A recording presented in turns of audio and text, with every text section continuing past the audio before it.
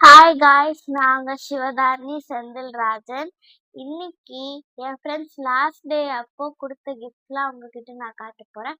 வாங்க பார்க்கலாம்.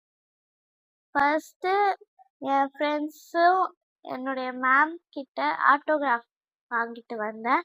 இது வந்து எங்கள் மேக்ஸ் மேமோடைய ஆட்டோகிராஃப். இது எல்லாமே எங்கள் ஃப்ரெண்ட்ஸோடைய ஆட்டோகிராஃப், என்னோட க்ளோஸ்டஸ்ட் ஃப்ரெண்ட்ஸோடைய ஆட்டோகிராஃப். நெக்ஸ்ட்டு நான் என்னுடைய க்ளோஸ்டஸ்ட்டுக்கு ஃப்ரெண்ட்ஸ்க்கு மட்டுமே மஞ்சு சாக்லேட் கொடுத்தேன்.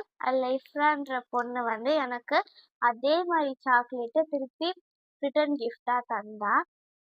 நெக்ஸ்ட்டு ஹஷிகான்னு ஒரு பொண்ணு என் ஃப்ரெண்டு. அவள் வந்து இயரிங்ஸ் கொடுத்தா, எனக்கு சாஃப்டாக இருக்கு. நெக்ஸ்ட்டு ஹாஸ்னி என் ஃப்ரெண்டு வந்து பாய் சிவா அப்படின்னு பெயிண்ட் பண்ணியிருந்தா. ஏன்னா அவள் நெக்ஸ்ட் இயர் வேறு ஸ்கூல் போகிறா, அதனால கொடுத்துருந்தா.